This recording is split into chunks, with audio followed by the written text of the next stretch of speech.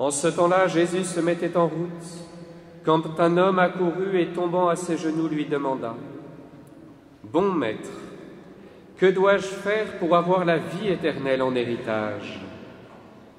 Jésus lui dit « Pourquoi dire que je suis bon? Personne n'est bon, sinon Dieu seul. Tu connais les commandements. Ne commets pas de meurtre, ne commets pas d'adultère, ne commets pas de vol, ne porte pas de faux témoignages, ne fais de tort à personne. Honore ton père et ta mère. » L'homme répondit « Maître, tout cela je l'ai observé depuis ma jeunesse. » Jésus posa son regard sur lui et il l'aima. Il lui dit « Une seule chose te manque. Va, vends ce que tu as et donne-le aux pauvres. Alors tu auras un trésor au ciel. Puis, viens, suis-moi. » Mais lui, à ces mots, devint sombre et il s'en alla tout triste, car il avait de grands biens.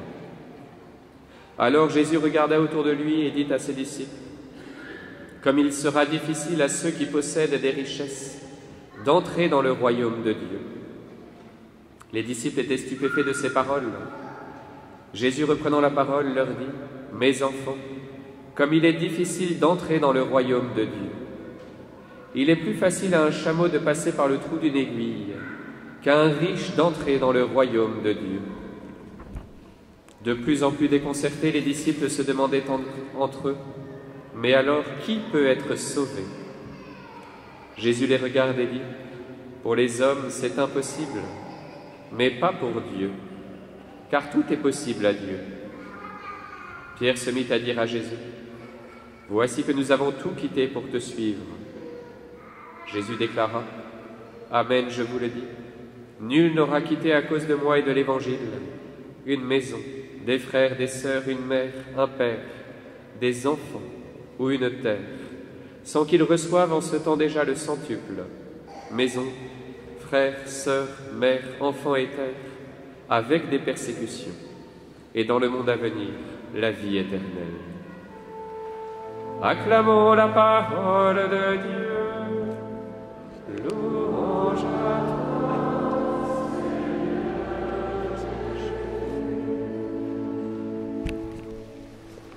Amen, je vous le dis, nul n'aura quitté à cause de moi et de l'Évangile une maison, des frères, des sœurs, une mère, un père, des enfants ou une terre, sans qu'ils reçoivent en ce temps déjà le centuple, avec des persécutions, et dans le monde à venir la vie éternelle. Nous voilà prévenus, mes frères bien-aimés, nous recevrons le centuple de ce que nous avons offert et donné sur cette terre. Pas seulement au ciel, mais déjà sur la terre nous recevrons ce centuple. Donc il faut le dire à tous ceux qui considèrent que l'Église détourne les gens des réalités terrestres pour seulement parler des réalités éternelles, et qui ont eu l'affront de vouloir remplacer l'Église en nous promettant des lendemains qui chantent et un paradis terrestre. Mais dans ce seul évangile, déjà le Seigneur les contredit réellement, sans qu'ils reçoivent en ce temps déjà le centuple, avec des persécutions. Oui, mes frères bien-aimés, nous ne serions pas disciples du Christ sans les persécutions. D'ailleurs, celles-ci permettent de révéler les personnes. Comment réagit-on face à la persécution? La persécution de l'Église, ou alors des personnes qui travaillent au service de l'Église et qui s'engagent, celles qui se donnent, celles qui veulent simplement profiter, sans participer, sans contribuer, même pas par reconnaissance, en essayant de soutenir les personnes qui sont persécutées.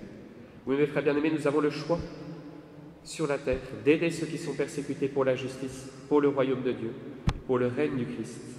Ou alors, eh bien, et nous le voyons malheureusement trop souvent, beaucoup se détournent de cela parce qu'ils ne veulent pas contribuer, ils ne veulent pas mettre les mains, notamment dans la persécution. Si le Seigneur mêle à la récompense la réalité de la persécution, c'est que c'est nécessaire et inévitable sur la terre. On peut essayer de vivre en la repoussant, en ayant peur. Alors, eh bien, nous serons notre propre gardien d'esclavage.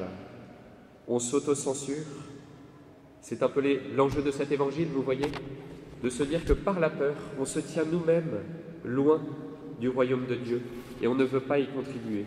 Le Seigneur nous l'a dit dans d'autres passages, « Celui qui me renie, je le renierai ». Parce que simplement, eh bien, c'est une réalité, mes frères bien-aimés, que nous devons vivre de manière incarnée sur cette terre. Nous voyons ce jeune homme riche dans cet évangile, et justement le problème, c'est sa richesse. Déjà, c'est que l'évangile nous montre qu'il place sa richesse au mauvais endroit. Avant tout, il est riche de son éducation. D'abord, depuis sa jeunesse, il a été élevé dans le respect de la loi divine, et c'est magnifique.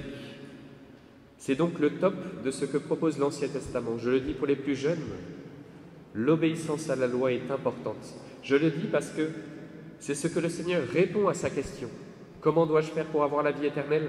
Le Seigneur lui demande d'obéir à l'Ancien Testament, à la loi divine que le Seigneur nous a donnée à travers Moïse pour son peuple. Donc c'est la base et on doit tous y passer. Alors, je dis cela parce que ce n'est pas suffisant. Il faut y passer, et je le dis pour la jeunesse, je le dis pour les parents qui ont la mission d'éduquer leurs enfants, il faut passer par cette loi divine. Mais la deuxième qualité de ce jeune homme, vous voyez, c'est qu'il comprend que ce n'est pas suffisant. Il l'a observé, mais il sait qu'il manque quelque chose, et il sait que c'est au Seigneur qu'il faut le demander, au bon maître. Vous voyez toutes les richesses, toutes les qualités qu'avait reçues ce jeune homme. La loi, oui, mais ce qui est le plus important, c'est la foi, et la foi, c'est aimer. D'ailleurs, le Seigneur fait cela puisque sa réponse dans l'Évangile, c'est Jésus posa son regard sur lui et il l'aima. Et il l'aima, et il lui demande d'aimer, c'est-à-dire de tout donner, et de pouvoir se donner lui-même en suivant le Christ. Quelle réponse magnifique, mes frères bien-aimés! C'est ce qu'il a fait aux disciples eux-mêmes. Et les disciples n'avaient pas forcément demandé, mais il les invite à le suivre et ils ont répondu en se détachant de tout, de leur père, en laissant les filets, la barque, leur métier, ils ont suivi le Christ. Mais là, ce jeune homme est riche de biens matériels. Et c'est ce qui le retient, et c'est ce qui le rend triste. C'est terrible parce que ça, vous voyez, c'est notre société occidentale qui a reçu le don de la foi parce que l'Occident est chrétien, en tout cas est d'héritage chrétien, mais qui aujourd'hui est riche de biens matériels. Et on voit qu'on passe à côté de toutes les autres richesses, de la vie, de la charité, et on perd petit à petit la foi. Pour nous, personnellement, mes frères bien-aimés, puisque c'est personnellement que nous devons justement essayer de nous convertir chaque dimanche, qu'est-ce qui nous retient de nous donner entièrement et de nous redonner chaque jour entièrement pour le royaume des cieux? Ne pensez pas que Dieu s'adresse uniquement ici à ceux qui sont appelés à une vie religieuse ou sacerdotale. Nous avons tous à nous détacher, à détacher nos cœurs des réalités de ce monde pour nous attacher à suivre la volonté de Dieu. En fait, c'est très simple. Si Dieu n'est pas au centre de nos préoccupations, de nos choix de vie, alors la nature ayant horreur du vide, il y aura autre chose au centre de notre vie. Alors ça pourra être la recherche du pouvoir, la recherche de l'argent, de la reconnaissance de ceux qui nous entourent. D'une certaine manière, il y a des gens qui mendient la reconnaissance des autres au lieu de simplement se placer sous le regard de Dieu. Ou alors les plaisirs de ce monde, d'un monde consumériste dont il faut profiter. Qu'est-ce qui nous rendrait tristes si le Seigneur nous apparaissait et nous invite aujourd'hui, maintenant, à le suivre, à tout laisser et à le suivre? C'est ce qui nous arrivera le jour de notre mort, mes frères bien-aimés. Parce que le jour de notre mort, on quitte tout. Est-ce que nous serons tristes d'avoir quitté les biens matériels ou simplement les personnes? Si c'est simplement les personnes auxquelles nous nous attachons, mais au ciel, nous pourrons continuer de les aimer. Si ce sont les biens, l'argent, de se dire qu'on n'a pas encore profité assez de la terre, mais notre âme, dans ce domaine-là, est insatiable, eh bien nous serons tristes pour l'éternité. Oui, mes frères bien-aimés, autant mourir maintenant, à nous-mêmes, pour pouvoir recevoir déjà le centuple ici-bas. Ayons cette confiance en Dieu. Le temps que nous lui consacrons, vous voyez, tout simplement aujourd'hui pour venir à la messe, on lui consacre 2 heures de temps, mais il nous le rendra au centuple. Je peux en témoigner puisque beaucoup de gens disent qu'ils n'ont pas le temps d'aller à la messe. Alors on leur répond qu'il faut le prendre. Et justement, le reste suivra. Et ceux qui vont à la messe, eh bien, le Seigneur leur donne de pouvoir accomplir toutes les réalités terrestres, tous leurs devoirs d'État, en temps et en heure. Il faut quand même travailler. Mais vous voyez, le Seigneur nous rend au centuple ce temps que nous lui donnons. Voilà pourquoi, eh bien, on profite beaucoup mieux. Et finalement, le jour de notre mort, on se rend compte du temps qui passe. C'est comme si en vélo, nous voudrions aller vite, on ne s'arrête pas pour regarder la route. Eh bien, on est sûr de perdre le chemin et finalement de perdre beaucoup plus de temps que celui qui, souvent, fait le point, regarde où il en est et continue d'avancer. Il perd du temps puisqu'il s'arrête, et c'est ce que nous faisons le dimanche en nous arrêtant pour regarder devant Dieu où en est notre vie. Imaginez si on le fait au bout de 50 ans. On peut se dire que depuis 50 ans, on a perdu beaucoup trop de temps, qu'on s'est trompé pendant 50 ans. Et il faut avoir l'humilité de le reconnaître. Alors beaucoup foncent encore plus vite et finalement perdent encore plus de temps. Oui, mes frères bien-aimés, nous voyons les personnes de ce monde galérer sur cette terre parce qu'ils n'acceptent pas de se laisser aider par notre Seigneur Jésus-Christ. Alors oui, c'est un peu fou, mais c'est la réalité que nous sommes invités à vivre, car Dieu est le maître de la réalité qui nous entoure. Voilà la vraie sagesse, mes frères bien-aimés, celle que nous ont transmis les anciens, la foi, la confiance en Dieu et le don total de nous-mêmes. Dans le mariage, parce que le mariage est un don, je le dis parce que nous voyons trop souvent des couples qui ne se donnent pas l'un à l'autre entièrement. Finalement, ils vivent ensemble, mais sans se donner. Et c'est terrible, parce que c'est la plus belle chose que nous puissions faire sur la terre, de se donner.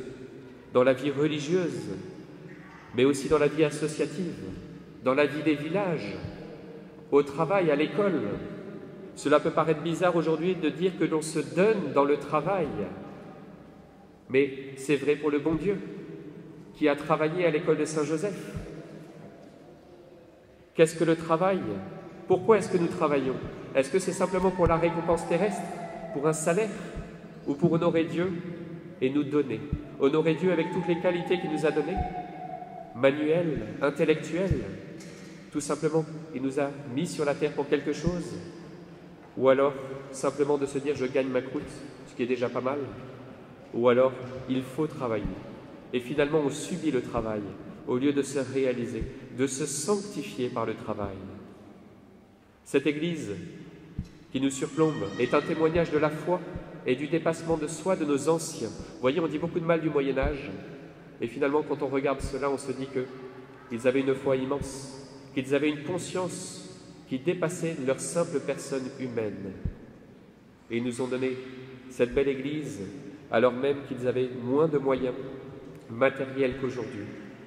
Si on compare cette Église avec l'art contemporain et nos églises modernes en béton, on peut se dire, mes frères bien-aimés, que nous avons beaucoup perdu sur la terre. Puisque nous avons la joie d'avoir des guides avec nous. Ici, vous voyez, c'est beau, parce que dans la jeunesse, c'est le moyen le plus beau, le plus sûr de pouvoir se détacher de tout. Le confort, le téléphone, même si parfois c'est difficile, même pour les scouts et les guides, on se détache de tout pour retrouver la liberté. Et c'est magnifique. Et en fait, on a une joie à se donner, simplement. Ce qui est difficile, c'est de voir, après le retour du camp, comment très vite on revient dans l'esclavage de ce monde, avec le téléphone et les mauvaises habitudes parfois qui reviennent trop vite. Mais c'est un bon moment pour couper et revenir à l'essentiel. Oui, mes frères bien-aimés, concrètement, puisque la lettre aux Hébreux nous rappelle que la parole de Dieu doit être énergique et plus coupante qu'une épée à deux tranchants, et que nous devrons rendre des comptes à Dieu.